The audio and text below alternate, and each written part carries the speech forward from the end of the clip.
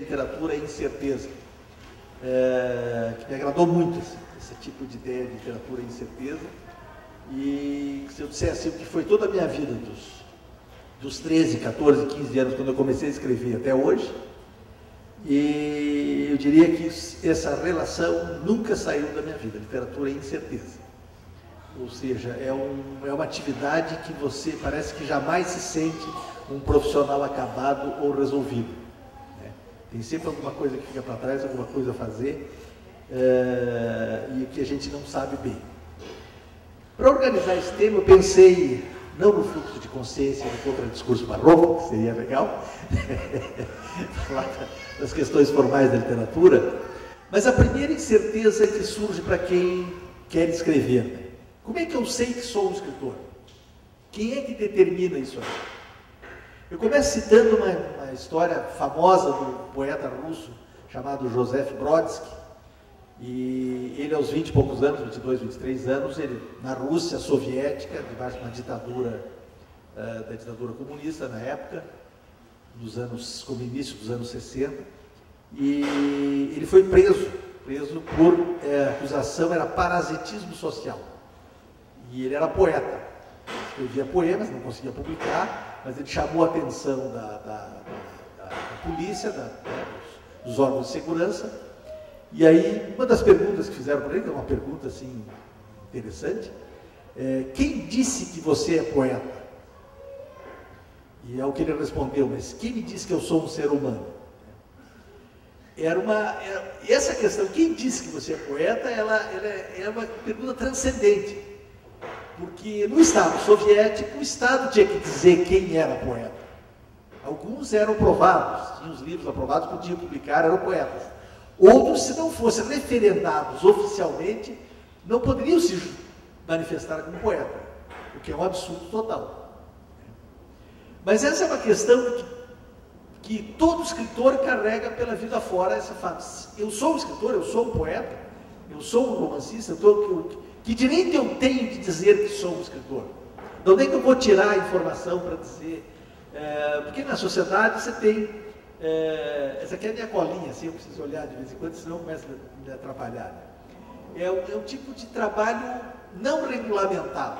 Eu sempre brinco quando vou fazer palestra, vocês pegam aí um caderno de classificados, pegam a Gazeta de domingo, vocês nunca vão encontrar, abrindo lá, assim, procura-se um escritor, contrata-se um poeta, paga-se bem. Isso aí menos ainda. Precisa-se de um romancista, né? Ou serviço médico odontológico incluído, o salário. É um trabalho não regulamentado. Ou seja, a sociedade não manifesta nenhum interesse objetivo, mensurável em escritores. É uma entidade que não existe oficialmente. Ela não é... existe a Academia de Letras, existe eventualmente um sindicato de escritores ou clubes de escritores, mas não tem nenhuma força regulatória de absolutamente nada. É diferente de uma OAB. Ninguém pode ser advogado se a OAB não disser oficialmente que tal fulano pode exercer a advocacia e dar um diploma para ele. Um engenheiro não pode construir uma ponte, uma casa, se ele não tiver um diploma de engenheiro. Um médico não pode fazer uma operação se a sociedade não disser que ele está apto para ser um médico. Alguém diz, outorga um papel oficialmente e diz que você pode ser tal coisa. Nas atividades artísticas, em geral, isso praticamente não existe. Não existe em algumas áreas, você pode ter eventualmente na área de música, ou mesmo de teatro, escolas de teatro, mas são mais frouxas. Mas de escritor não existe nada disso. Então é uma questão que você assume sozinho. Por conta própria, você decide escrever. É uma atividade de altíssimo risco. Porque todo mundo acha muito bonito quando a gente escreve. Ah, que legal, que coisa bonita. Olha, ele fez um poema, meu filho. Você tem uma relação assim afetiva, trabalho de escrita, com a natação. Mas se o filho chegar em casa e disser assim, mãe, eu quero ser poeta, né? Quando você vai crescer, vai ser o quê? Um quer ser advogado? Não, eu quero ser poeta.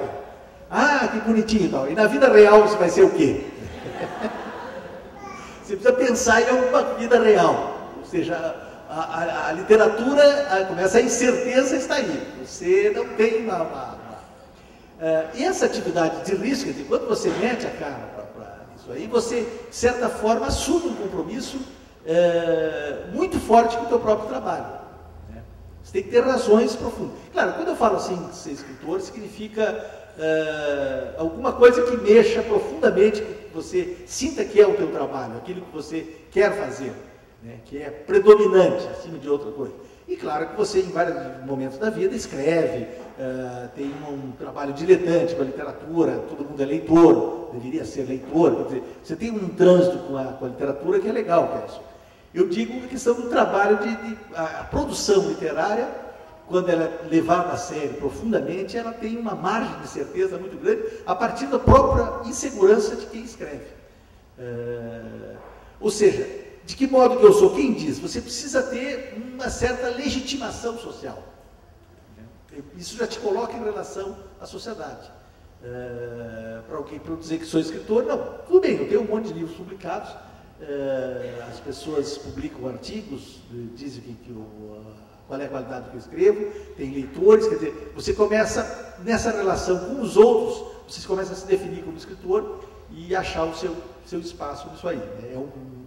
Ou seja, essa relação com os outros, com os leitores, ela nunca está ausente de quem escreve. Quer dizer, escrever não é uma atividade autista, solitária.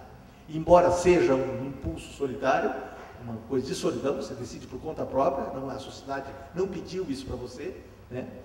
Você assume esse risco, mas você só se sente propriamente escritor quando você tem esse leitor, quer dizer, essa relação com o leitor, com os outros. Né? E claro, você tem na história da literatura casos típicos, por exemplo, de escritores que eram completamente desconhecidos ou muito pouco considerados e que de repente são redescobertos anos depois, décadas depois. Né? O caso de Kafka, por exemplo, quando publicou O Processo, foi um livro que encalhou, não teve repercussão nenhuma, ninguém dava bola, e hoje é um dos grandes nomes do século XX, quer dizer, um dos nomes fundamentais da literatura moderna. E ao mesmo tempo você tem autores que são muito populares, né? Até os que ganham muitos prêmios, assim, como eu ganhei no ano passado, e que daqui 10, 15 anos ninguém mais ouve falar também, desaparece de circulação, some. Né? Você tem um monte de exemplo, Anatole France, no começo do século XX, assim, nomes extremamente populares, vendiam milhões e que de repente desaparecem, some, eles se perdem na poeira da história. Essa relação de quem diz que você é escritor também é uma relação histórica. Bom, essa é a primeira incerteza, digamos, do trabalho de escrever. A segunda é a gente tentar descobrir nesse miolo o que leva alguém a escrever. Com tanta coisa boa e mais prática e melhor e mais lucrativa para se fazer, por que alguém resolve escrever? Que é uma coisa, embora tenha melhorado muito a situação do escritor no Brasil, mas parece que as perspectivas são melhores, cada vez melhores do ponto de vista de circulação da palavra escrita, mas ainda é uma atividade de altíssimo risco, pouquíssima gente vive do que escreve e quase ninguém praticamente vive só do que escreve. Tem que fazer outras coisas, né? Tem que ter vida paralela ao jornalismo, fazer palestra, etc., que é o meu caso, assim, né? Quer dizer, eu vivo do livro e de seus derivados, mas isso já quase chegando aos 60 anos, né? E só de poucos anos para cá. Então, por que diabo que alguém se mete com isso aí? O que leva alguém para a literatura? Que tipo de incerteza está ali, ou de certeza, a certeza que ele vai ser? Eu brinco um pouco com essa ideia de, às vezes, os pais ou mães me perguntam o que eu devo fazer para o meu filho, estimular meu filho a escrever ou ser escritor. Eu sempre digo, tranque num quarto escuro, deixe sem comer 3 dias, crie todos os problemas. É uma brincadeira isso, é só uma metáfora. E quando ele estiver cheio de problemas mesmo, aí ele vai querer escrever e contar aquilo para alguém. Né? Parece que o primeiro impulso que leva alguém à literatura é um sentimento de inadequação. Né? Alguma coisa que está faltando. Eu também brinco um pouco com a ideia de que pessoas felizes não escrevem. Pessoas felizes são felizes, por que eu vou escrever? Né? Vamos se divertir, vamos passear, né? Você vive bem, não tem problema. Né? Os infelizes é que resolvem escrever. Está faltando alguma coisa. Né? Tem uma inadequação que precisa ser preenchida ali. Também, claro, levem isso como metáfora. Não estou querendo... eu acho que é uma maneira, claro, como toda metáfora tem um fundinho de verdade aí nessa relação. Mas o mais legal disso é que se é a infelicidade que cria o desejo de escrever, a literatura produz felicidade. Quer dizer, a literatura deixa as pessoas felizes, quem escreve e quem lê. Ela tem um processo inverso ali.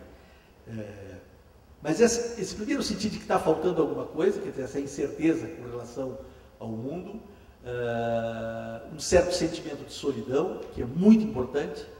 Hoje as pessoas desvalorizam demais. A gente vive numa época que a coisa mais vergonhosa que pode acontecer para alguém é estar sozinho. Pode ver as publicidades, qualquer situação. Parece que você é um cidadão de segunda classe se você está sozinho. Você tem que ter em todas as redes sociais, você tem que estar convivendo com todo mundo o tempo todo. A ideia de ficar sozinho parece que é um valor negativo. Nem sempre foi assim na história. Mas a literatura, ela preserva, ela devolve esse valor. Da importância da solidão, quer dizer, é produzir de solidão. Você não escreve no meio de outros, fazendo barulho, conversando, né? É uma atividade que você não consegue fazer. Então, provavelmente alguns conseguem escrever ouvindo música, eu nem